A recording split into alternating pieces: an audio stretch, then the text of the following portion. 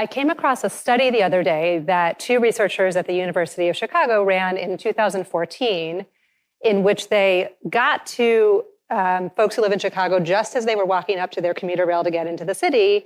And they said, hey, we want to run a randomized controlled trial. How about you talk to your neighbor on the train and you don't, and then we're going to measure how you feel afterwards. And most of the Chicago commuters were skeptical. They were like, basically, no effing way. I don't want to do this. Like, I'm doing my commute. I relate. I would feel the same way. And they thought it was going to make their commute worse. But it turned out that it was the opposite. Talking to their neighbor made their commute better, way better than they thought it was going to. And they actually enjoyed it more. And so what I take from this isn't that connection matters. Like, I know we all know that. But it's that we consistently underestimate just how much it does matter, how much it'll shape our day, and therefore how much our environment actually impacts how we feel. And if that's true on a 15-minute or a 40-minute train ride, just imagine what that means for the place where most of us spend most of our adult waking hours, which is at work, either in our own employers' offices or in our own employers' offices in buildings that landlords run, which brings us then to work. So how people feel at work matters, and not just in kind of like a mushy soft way, although I know it's hard to quantify. Gallup, who obviously does a lot of statistical research on this, has found that teammates who report having a best friend at work are 7 times more engaged with their companies, and businesses and business units in the top quartile of engagement produce 20% more profitability than those business units or businesses at the bottom of engagement. So just like all of us leading teams, like, we know that our teammates who are invested, who like showing up, who like working with their colleagues, will give that extra ounce of discretionary effort to do good work, which as people leaders, as leader of teams, we take for granted. Yeah, that's good leadership. The same is true at the population level. When you have huge teams, whole companies of people, whole buildings of people, whole campuses of people.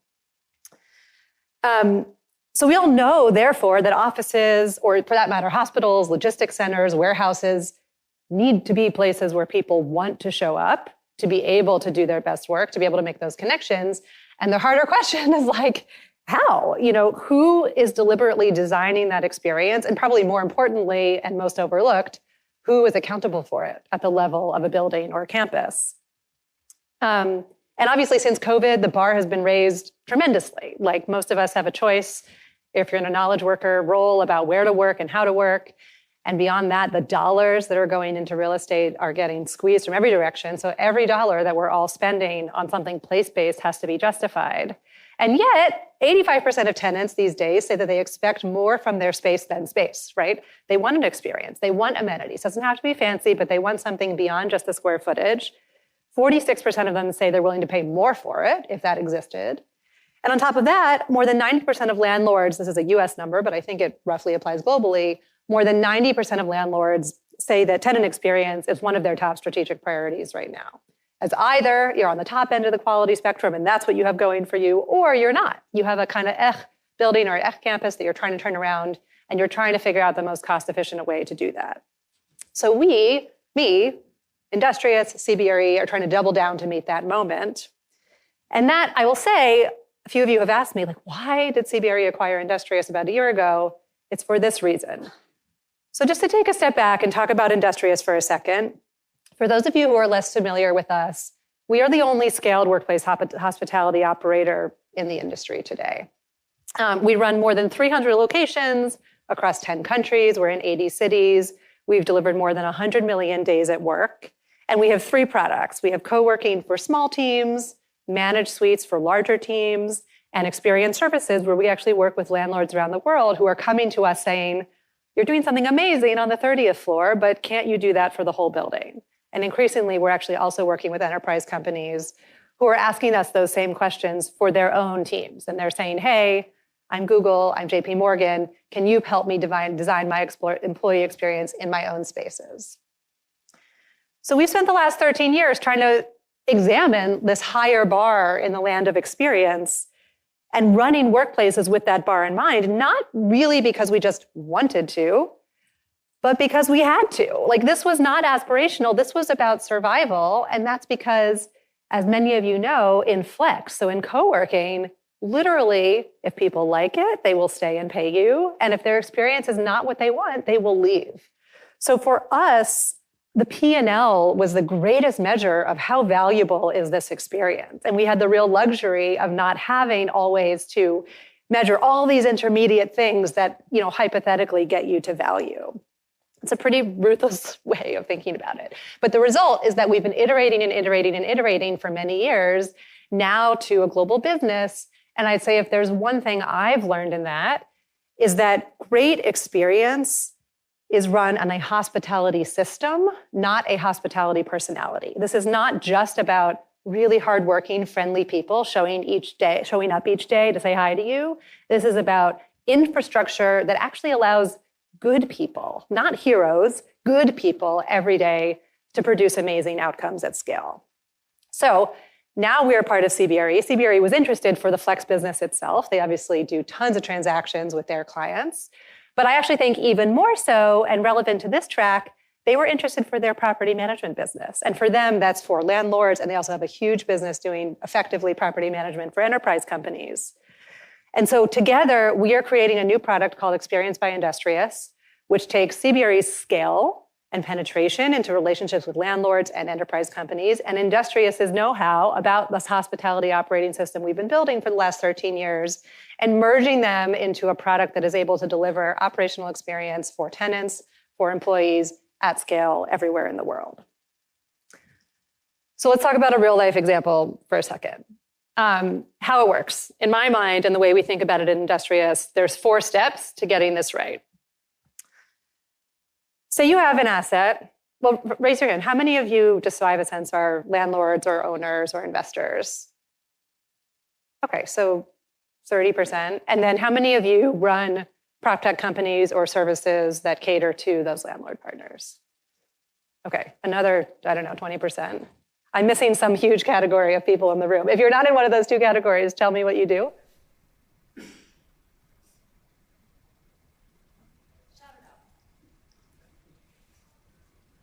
I'm going to gloss over this. We'll sit in silence awkwardly later when you have a chance to ask questions. So let's say you're a landlord and you have an okay asset in like a secondary market. They're like, oh, like what do I do with this? But it's in a city where you feel like there's a real competitive advantage with respect to the cost of labor. And you're like, I think big companies would love to put my teams here because they're going to be able to relocate from New York or whatever to my city. And so the value prop of my building is you're choosing. It's going to be about creating community for new workforces that are coming into my city. And you have a thesis that the way your building is going to create value for your tenants is by creating that community so that tenants have to do less work to hire and retain their employees to begin with.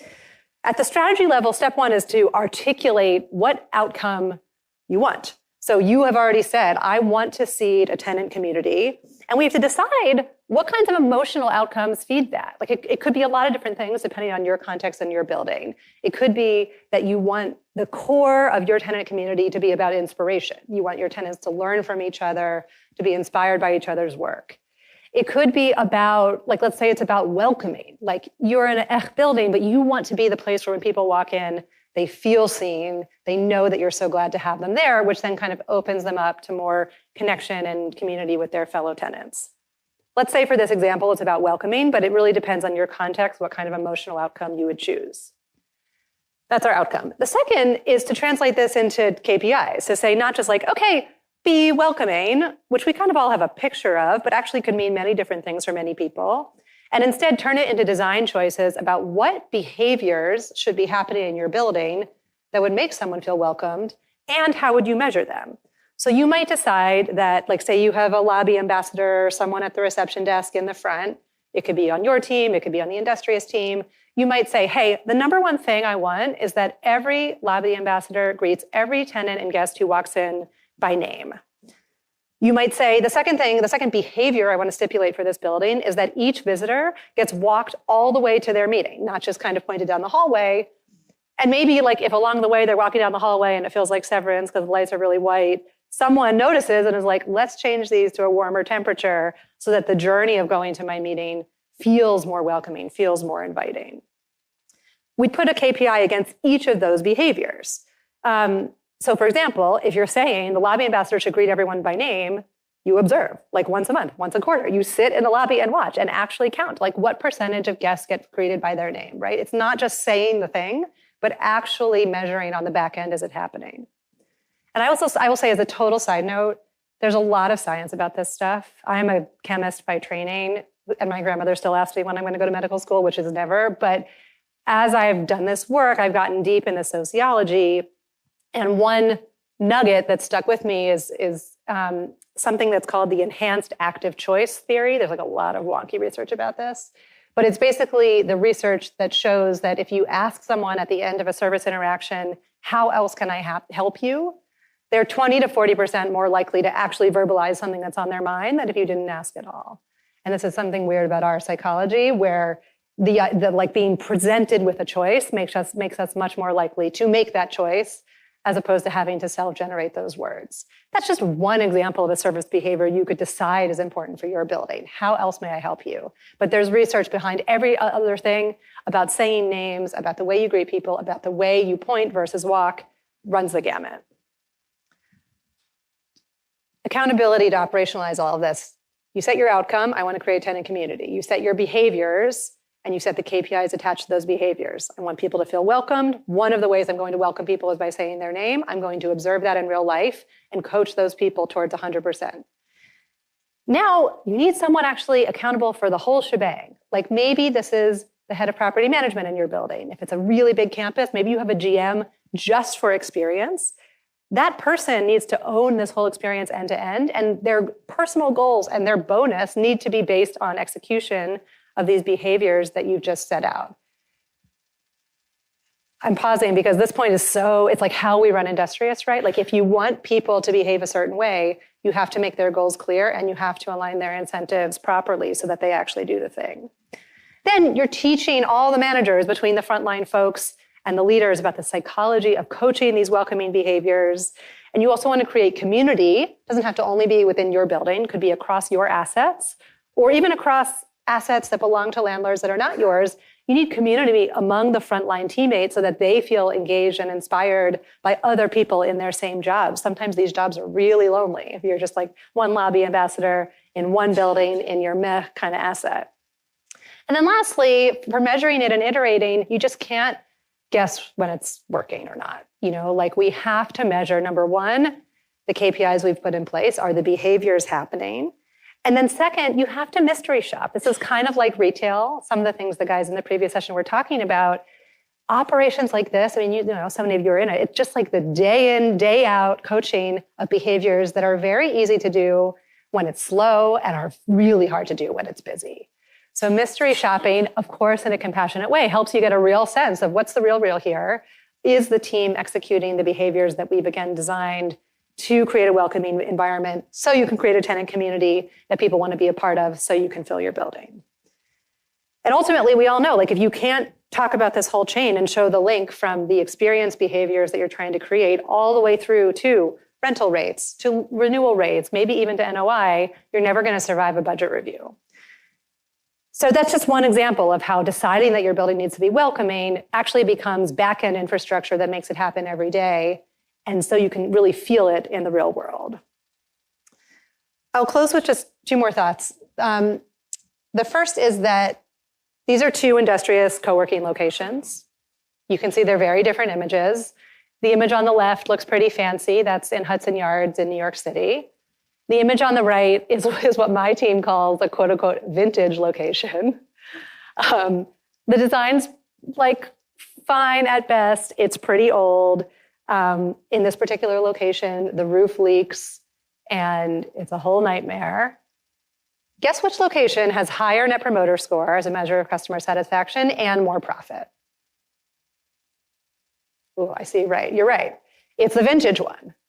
So for me, and one thing I've learned running Industrious is that you do not necessarily need the fancy, glitzy thing to have great experience. It is all about the hospitality system behind it that enables good people in your buildings, in your locations, in your campuses to put forth repeatable behaviors that feel an emotion you've decided to your tenants.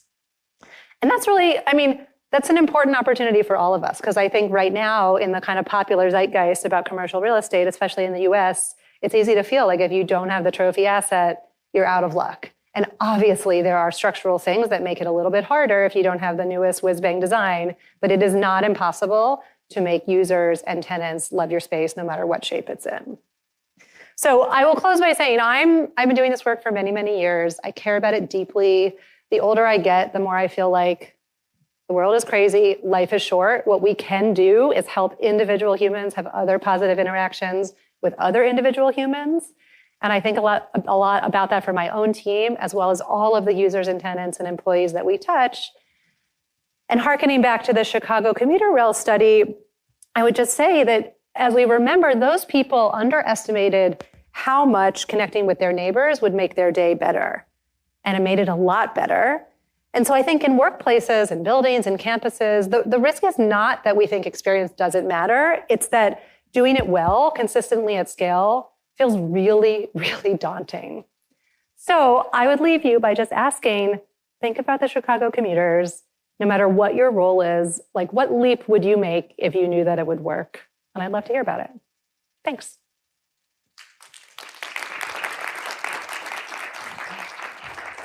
Are there any questions in the audience that we can ask Anna? We have about 4 minutes to do so. Yeah.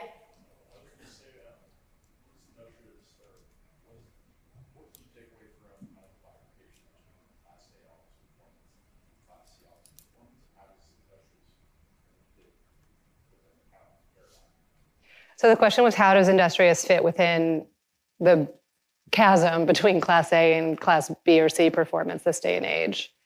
I guess the first thing I would say is we have Industrious co-working locations in buildings of all stripes and colors to the previous page, and they can all do very well. Like we actually don't see that we get more profit out of the Class A buildings than the Class C. Of course, some of it comes down to the underlying rent and the deal structure, but a lot of it comes down to how well we are executing our own philosophy on hospitality in those places. And we look for places actually first and foremost, independent of the class of the building, where like geographically where someone wants to work. So I'm constantly asking myself, okay, can I find 1,000 people or can I find 300 people who want to work right here at this address, whether or not it was a glitzy building or not? For whom is this convenient? And then we're trying to shape the value prop of our space in that building to those people. So for example, this the vintage space I showed you here on the right, it happens to also be in New York City, which I think is a little bit of an anomaly, but we have locations like this all across the world. And the ones that do the best are the ones that are right on public transit or have free parking. And that can trump everything else. Like I tell you, there are locations that are so full at higher pricing than the fancy ones if the commute is really easy for people. Let me pause. That's how we experience it in our business. Yeah.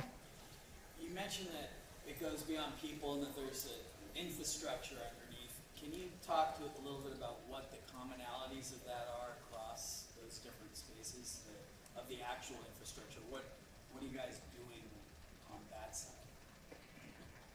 Relentless measurable goals that exist at the organizational level and all the way down through the management layers to the individual level. People bonused on those goals. So translating the mushy into real dollars, number one. Number two, a whole system of coaching. Like I don't really believe in one-time training. Like you can tell someone one time, here's what it looks like to be friendly. That's just one time, right? It's in the practice of it. So cadences for who gets coached when, where, and how, training for the coaches themselves, things like quarterly audits, announced and unannounced to the mystery shopping point. So you get real data on what's happening in a normal moment in real life when it's not some fanfare that's being put on for you. And then feedback loop. Like we get tons and tons and tons of feedback from our customers, some of it qualitative, some of it quantitative. And literally every month we're sitting down saying, what are the small tweaks we can make based on what we're hearing that feed then back into the goals of the people in the first place who are supposed to be taking those actions? Lastly, I would say, I don't know if you all know this guy, Will Guidara. He wrote a book called Unreasonable Hospitality. And previous to that had done many things, but basically at 26 years old, bought a fancy restaurant and took it to the #1 restaurant in the world. I had the unreal opportunity to interview him last week, which for me was like meeting Beyonce. And one thing he said was that the other day, he was like arriving somewhere late at night to a hotel to do a speech or something. And he walked into the hotel at midnight and he was like, I hate hotel check-ins. Like, it just takes too long, whatever. And the guy at the front desk just handed him his room key and said, hey, Mr. Gadari, here's your key. We'll take care of check-in in the morning. And he was like, thank God, this was the best. This guy, Jimmy, must have been amazing. And the next morning, he was happy to go check in. And he wound up, because he's Will Guidara, meeting the GM of the hotel. And he said, Jimmy was so amazing. He knew I was coming late. He thought to just give me my hotel key. And the GM of the hotel was like, no, Jimmy is an average employee. We have a rule that if a guest arrives after midnight, we give them the key and let them do check-in in the morning. And that's an example of a system which creates a delightful moment without amazing humans. You observe the moments that matter to people and you just make it a standard such that you don't need every teammate to like do a ton of critical thinking and make the right choice every single time. And then you can coach to the standard.